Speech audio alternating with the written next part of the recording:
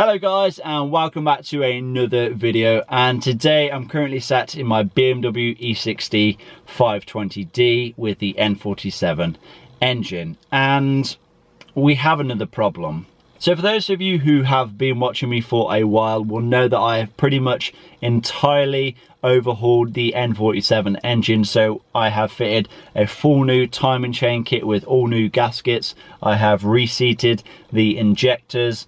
I have fitted new glow plugs, a new glow plug module. I have cleaned out the intake ports. I have cleaned out the intake manifold. I have fitted a full new drive belt kit with a new crankshaft pulley.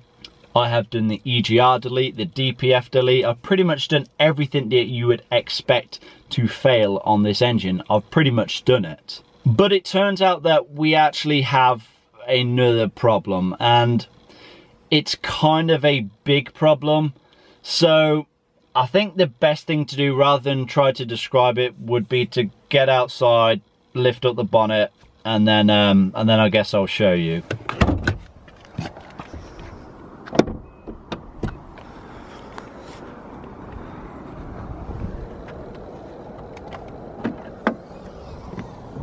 Okay then, so you're probably thinking that, you know, something like the timing chain has snapped or the turbo has failed. No, the timing chain has not snapped. No, the turbo has not failed. I haven't blown a head gasket or anything like that.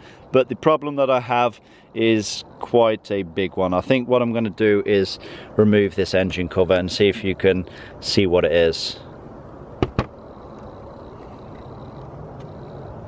Okay, still can't see what it is? Right, let's get this out of the way. Now then, does anything look obvious to you? Can you really tell if anything is failing or has failed already?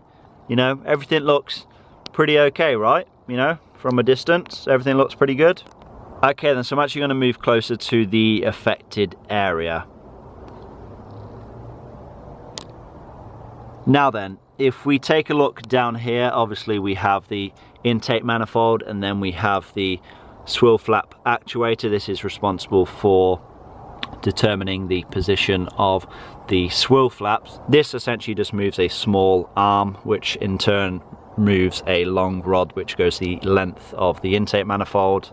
And if you take a look down here, you can probably still not see that much, but if you take a look on here, you will see that we have some soot. Now bear in mind, I have actually cleaned this up.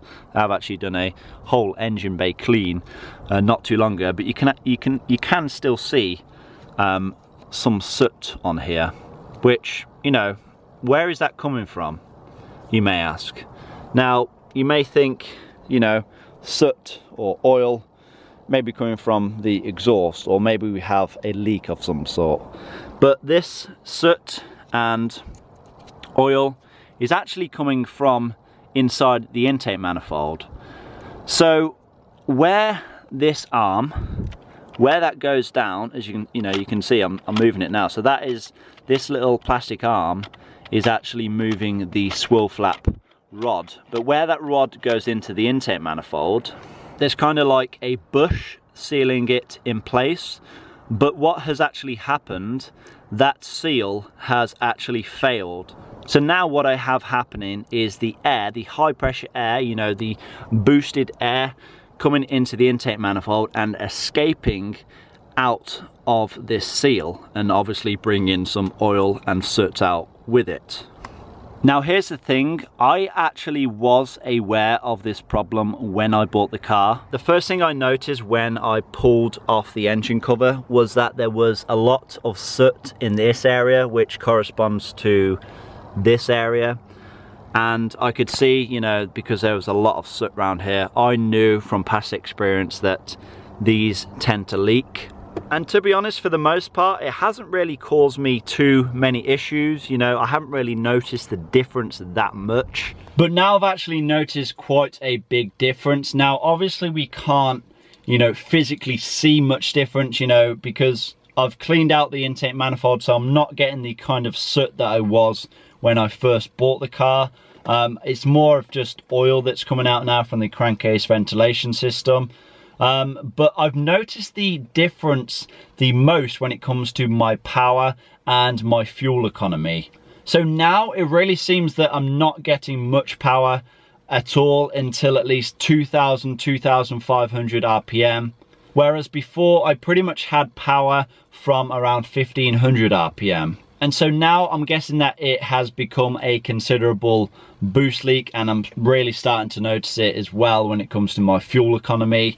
Before I was kind of getting high 40s to mid 50s when it comes to my MPG, but now I'm really getting like, you know, mid to low 30s, which is absolutely ridiculous for a 2-litre diesel. This N47 engine is actually a very, very economical engine, and, you know, to be honest, you should be seeing around 50 mpg from this engine, providing that you drive it, you know, relatively sensible. And so this is really something that I need to sort out. I need to stop this boost leak. Now, potentially I have two options. Now, you can't actually buy a new seal of, you know, some kind to, you know, to try and fix the leaking one.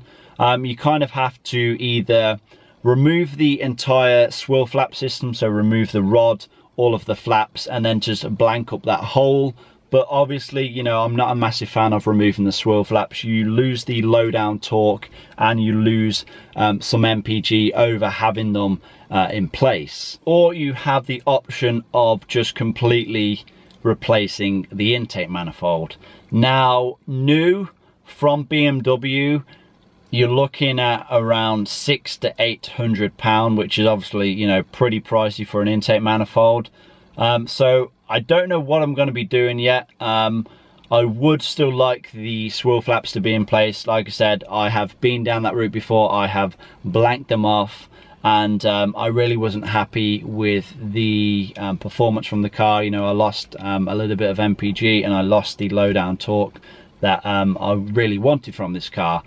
So I'm thinking to go down the new intake manifold route.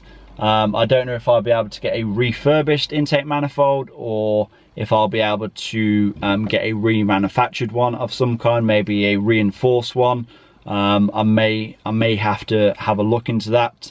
But I thought, as there's probably a lot of you guys who will want me to do this at some point, you probably want to, you know, blank off your swivel flaps. You'll probably want to remove them, even though I really don't recommend them. It is in fact a you know, a quick, cheap fix, if of course you don't want to spend a whole load of money. I will actually be doing that at some point. I will be doing the swivel flap delete tutorial at some point. As you guys know, I've done the EGR delete video, and that done quite well, and you guys seem to have found a lot of help from that video. So I think at some point I will go ahead and do the swivel flap delete, and then obviously I can decide whether or not I'm going to stay with that, or you know, buy a new intake manifold. But yeah, I just thought I would share this with you guys, to let you know that there is another problem with my N47 engine. Like I said, it was I kind of already knew about it. It was kind of already there when I bought the car, but the problem has got progressively worse. So yeah, it's now time to do something about it. Like I said, I kind of have not much power at all below 2,000 RPM, and my MPG has just gone terrible, which, you know, you don't buy a diesel to have poor MPG, do you? So yeah, let's get this sorted. Let's, you know, think of the best solution. Like I said, I will be doing that swivel flap delete video just for you guys, not for myself. And yeah, and then we'll go from there, I guess. I hope you guys have enjoyed this video. I hope you are looking forward to some more videos on this car, on this engine. And yeah, please give this video a like if you have enjoyed it. Leave a comment down below. Subscribe if you have not already done so. And I will see you all in that next one. Peace!